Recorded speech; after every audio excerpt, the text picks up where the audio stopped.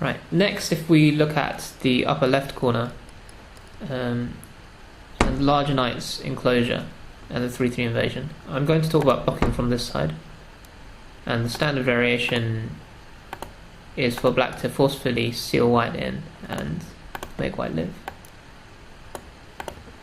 So at this point, the obvious move is to connect. And when black defends against this cut,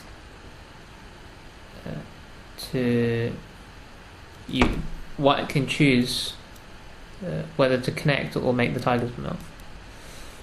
Both moves live, and after either one, it's Honte for black to spend another move to defend the outside. So what's the difference between connecting and the tiger's mouth? So connecting is technically about slightly less than 2 points better than the tiger's mouth. If you look at the endgame afterwards, black can hane, and you have to be a bit careful here which move you play. There's two shape points in the corner, b18 and b19. If black hane is on this side, you have to play b18. And if black hane is on this side, you have to play b19. So what's the difference? If you hane on this side, and you play if you play the wrong move, black can take the other shape point, and you have to disconnect. And let's see, push through here. And if you block, then this hane is troublesome because white doesn't have enough liberties to block here. So it's a question of if you can extend your liberties and make life on the outside, which in this case you probably can, but if black has some support, then this isn't good.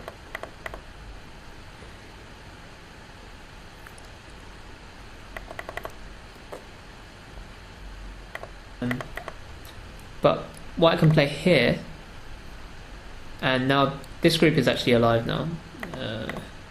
This doesn't help, but you can see that this is now Sente, which could be relevant to some fight on the top side. If white doesn't do anything, then, well,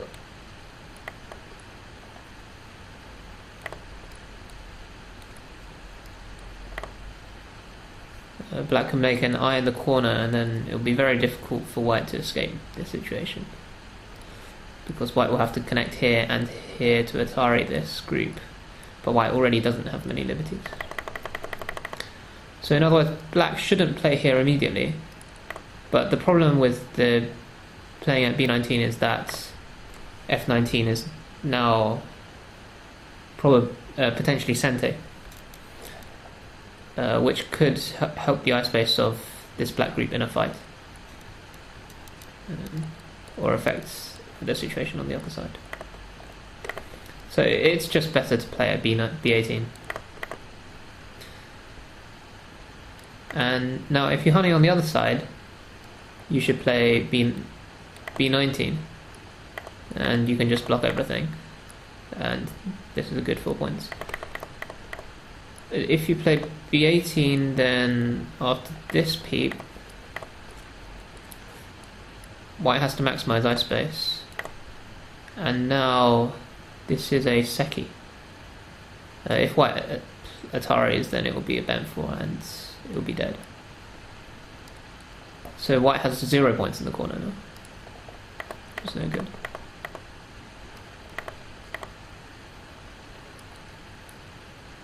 So those are the things to remember with the connection.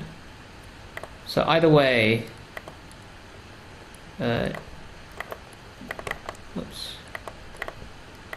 white, you can count white as having 6 points in the corner. What's the difference with this move?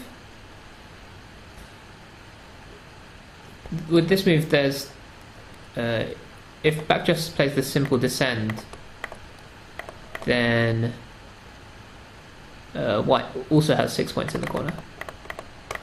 But black can play at the shape point and then use this to Tsuji to force white to make 2 eyes. And now white only has 1, 2, 3 and a capture, so almost 4 points here. So that's more than 2 points worse than the other variation. So why do people often play here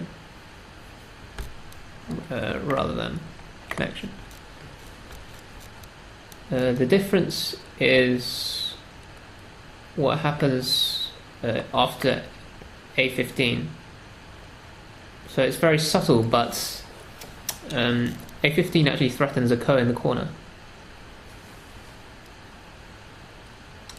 So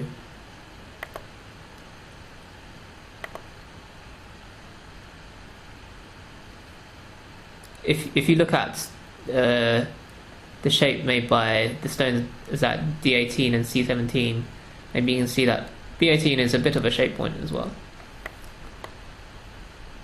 So at this point, white has 2 options. Throw in leads to a ko.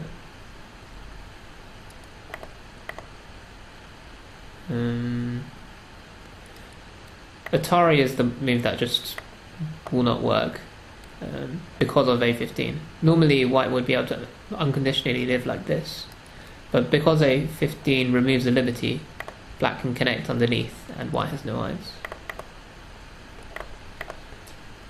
Or you can play here, and black has to be the one to throw in first, I think. And this is a multi-step ko. I think it might actually be better to hane first and then throw in.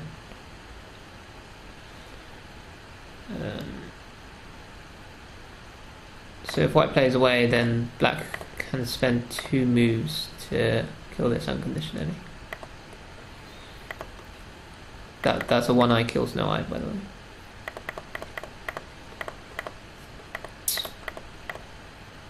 So that's the one disadvantage of playing at the solid connection. It's only the fact that A15 has the potential to cause trouble in the corner, and there's that small chance that A15 will help in some fight on the left side of the board. So okay, so that's the difference between the Tiger Mouth and the connection.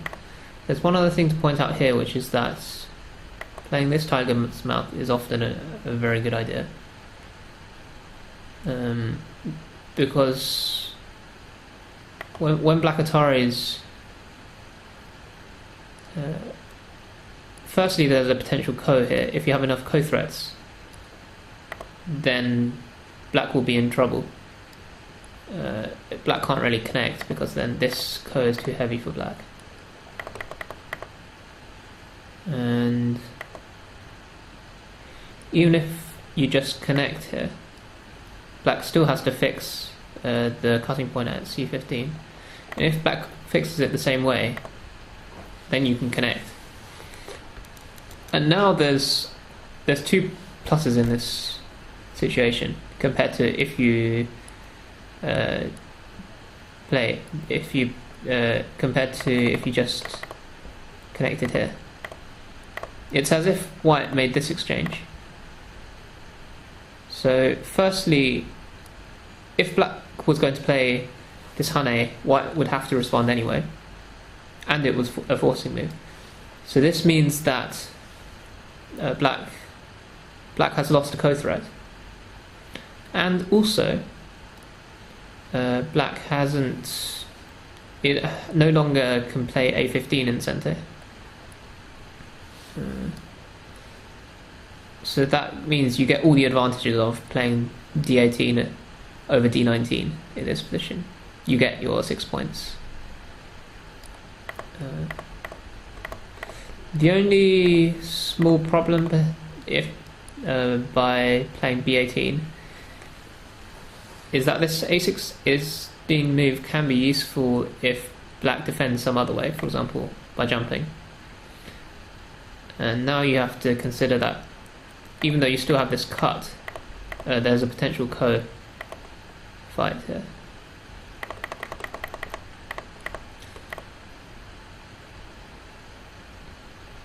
But I'd say that normally b18 is I think that b18 is the better play. In fact, if black just defends and doesn't dare to play ko, white can already tanuki, and this shape is still not dead. It's still a ko. If black captures this stone, then white can live. So this is still a ko fight, and if black backs off, then this is already alive.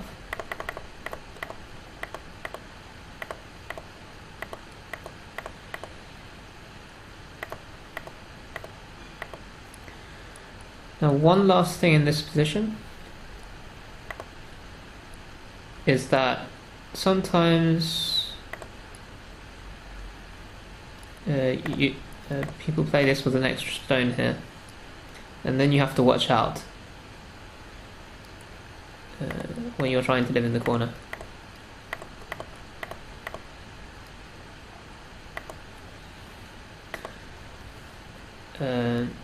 The reason is that, for example, if you just connect now, then this stone already defends the c15 cut.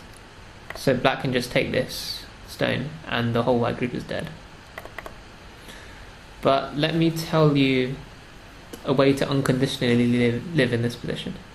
It's quite a good problem, so you may want to try it yourself if you haven't before seeing the answer.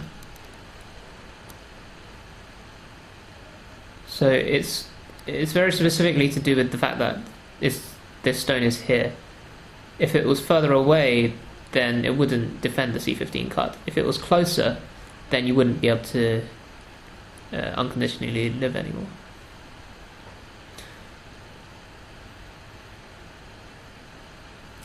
Okay, so the answer is to play a move that looks like it's threatening a ko. So if you have enough ko threats, then you definitely want to play this ko, because black certainly can't back off because there's still a problem here.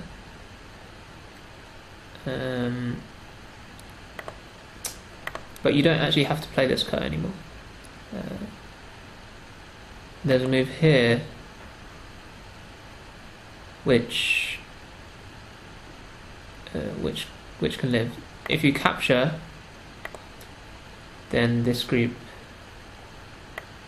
is alive. It's a very painful life that you don't want to make unless you have to, because black is so solid. But if it's towards the end game, then living unconditionally like here is a success. The furthest black can get into this white side shape is by attaching here. White should connect, it's forcing, and it reveals this cutting point, and then descend. So if black tries to kill, you could Atari. If white captures these three stones, that's another eye. And now black can't save everything.